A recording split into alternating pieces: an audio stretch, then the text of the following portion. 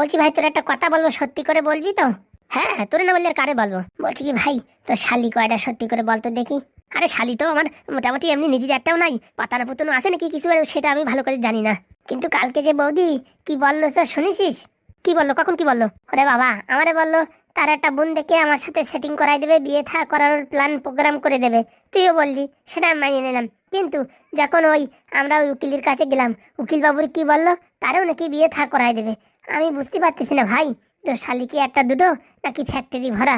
কি বলছিস তুই? ঠিকই বলছি। বলছি কি ভাই, তোর একটা কথা বলবো, কিছু মনে করবি না তো? না ভাই থাক, বলবো না। কেন বলবি না? তুই বলবি বলবি, আর তুই এখন বলছিস বলবি না? ও বললি পারে তুই আমার খারাপ চোখে দেখবি, তার জন্য বলবো না। আরে না রে না, তুই বল। বলছি কি ভাই, বৌদির তাল কিন্তু আমার ভালো ঠেকছে না।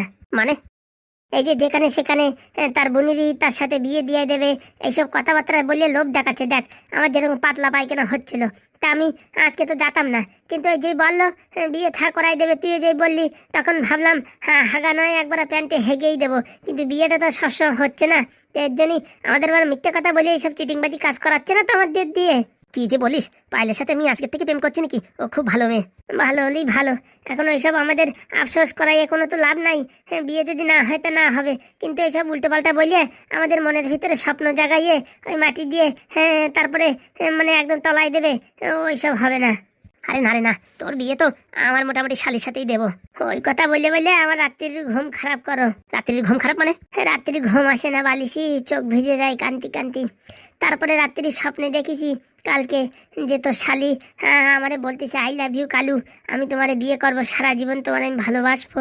এইসব কথা শুনিয়ে মোটামুটি আমার তো রাত্রির ঘুম ভেঙে গেছে, আর ঘুমই আসতেছে না। কখন সকাল হবে, কখন তোরে জিজ্ঞেস করবো তোর কয়টা শালি। তার জন্য আর বলিস না, আমার পরানটা ধকপক ধকপক করছে। বলছি আজকে আবার উকিলের বাড়ি যেতে হবে তো? হ্যাঁ, তা 4টে বাজবে তো নাকি? 7 সকালে যাবো। বলছি টাকা কিন্তু প্রায় 20-30 হাজার টাকা লাগবে কিন্তু। হ্যাঁ সে কোনো ব্যাপার না, এই তো আর 2-4 দিন পরে তো পায়েল টাকা পাবে 30 হাজার টাকা, সেখান থেকে টাকাগুলো দিয়ে দেবো। আর আগের মাসের যে টাকাটা দিছে, ওই টাকাটা ও দাদু নাকি সুদির ব্যবসায় খাটাইছে। হয়ে গেছে ভাই, হয়ে গেছে, তোমার সব হয়ে গেছে। মানে ও টাকা আর পাইছো? আরে কি বলছিস তুই এসে উল্টো পাল্টা?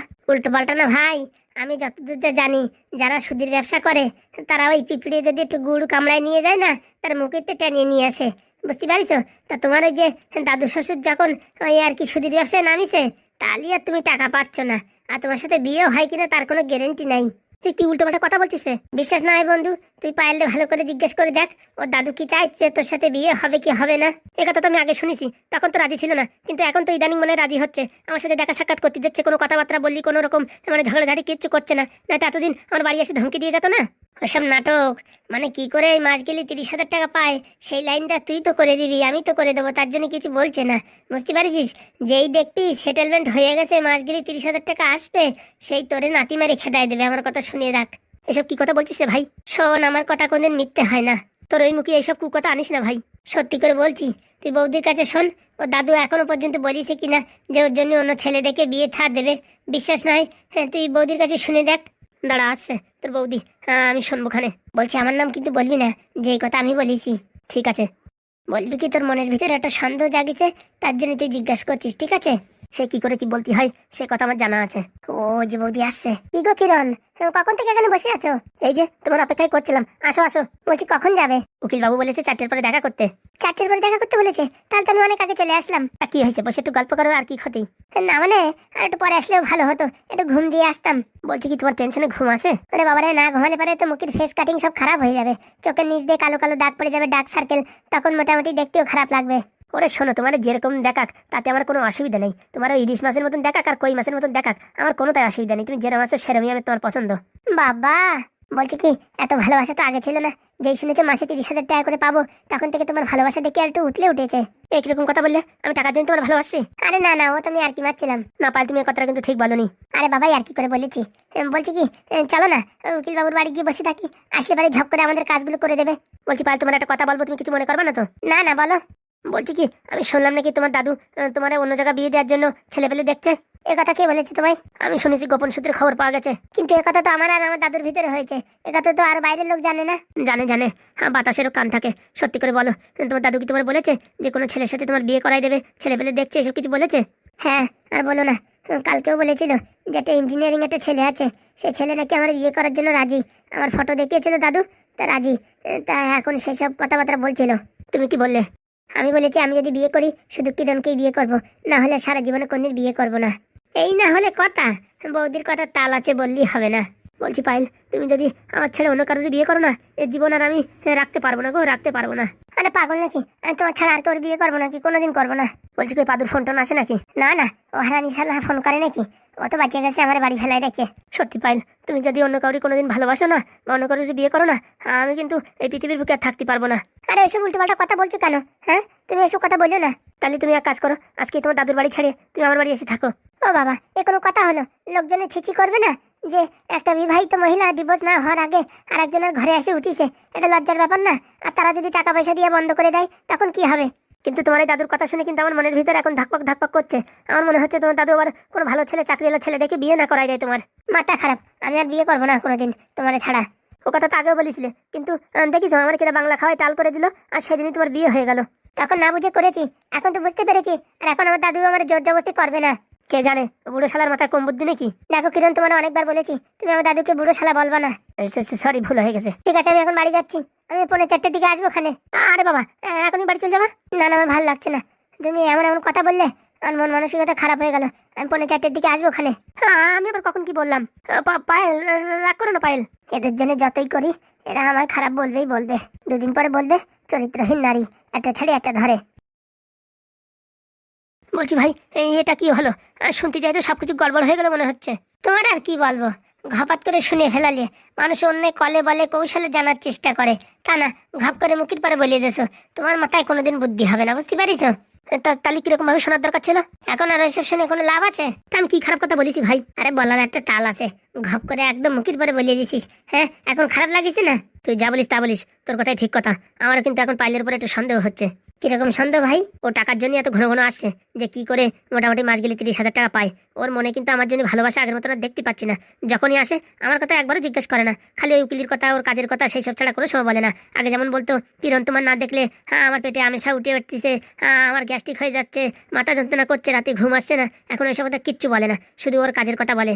তার জন্যই বলি ভাই, ওই মেয়ে ছেলের থেকে একটু দূরে থাকাই ভালো, বুঝতে পারিস?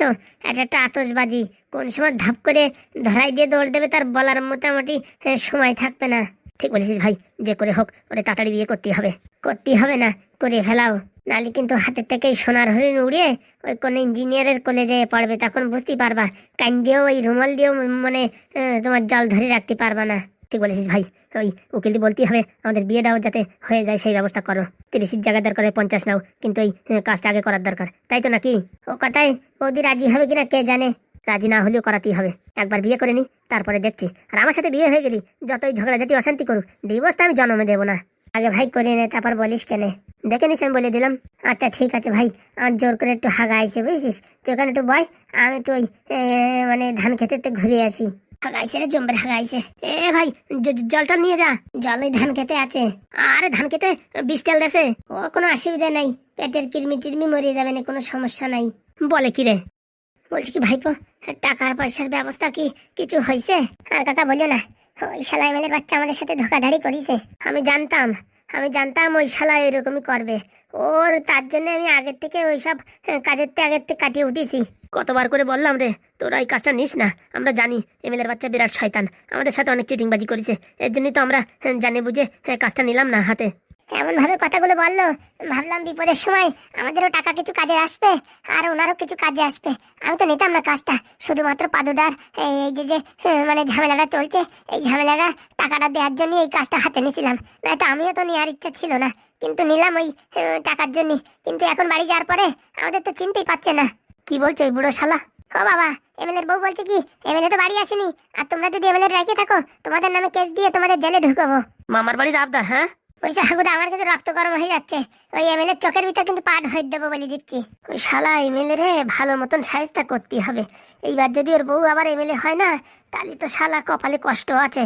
তার জন্য আমি একটা প্ল্যান করেছি। আবার কি প্ল্যান করেছিস? তারপরে ওখান থেকে রাগের মাথায় বেরোয় যাইয়ে নারকেল বেগমের সাথে যোগাযোগ করেছি।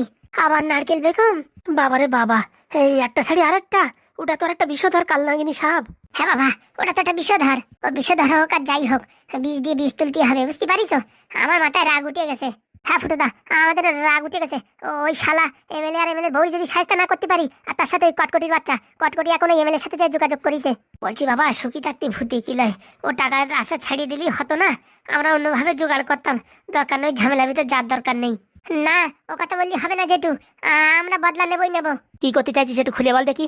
নারকেল বেগম বলিছে পাদুদার ডিভোর্স এমনি করাই দেবে, আর ওই যে পাদুদার যে চাকরিটা সাসপেন্ড হয়েছিল, মানে হোল্ডে ছিল, ওটা নারকেল বেগম করাইছে। কি বলছিস?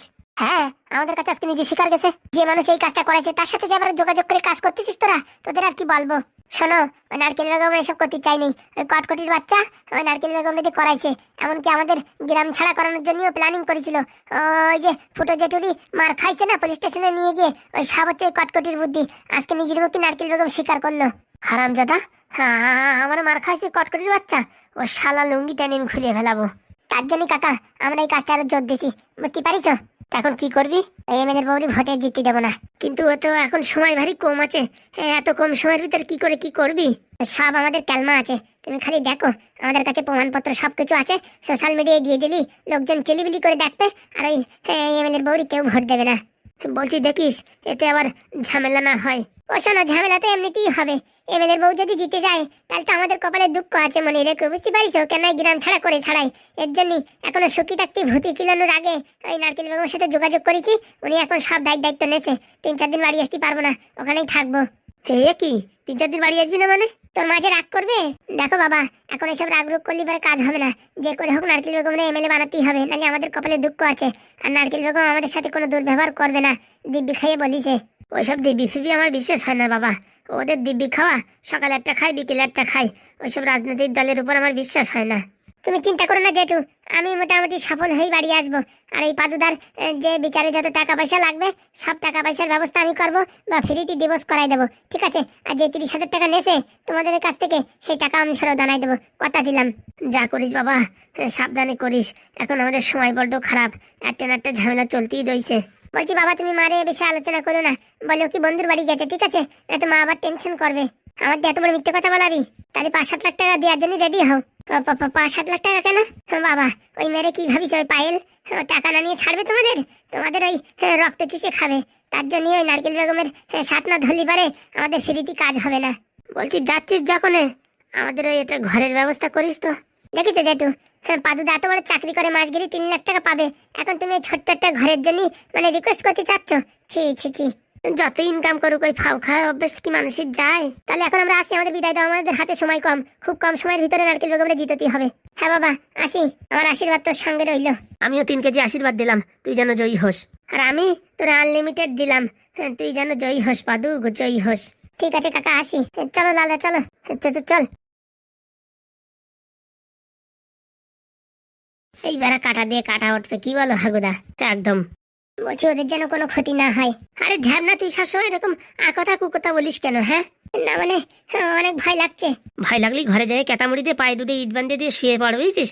ওই উঠতে ইচ্ছা করলে উঠতে পারবি না, তোর ছেলে তোর মতন ভীতু না, বুঝতে পারছিস? ওটা আমাদের একটা রত্ন, ডায়মন্ড। কে জানে ডায়মন্ড না ইট। ঘন কথা বলিস না তো, সব ঠিক হবে, ভগবান ভরসা। আরে সব ঠিক হবে, আমাদের ভালো দিন আসলো বলে। এই কথা শুনতেছি তো বিগত প্রায় 3 বছর ধরে। কাজের কথাটা বলিছে।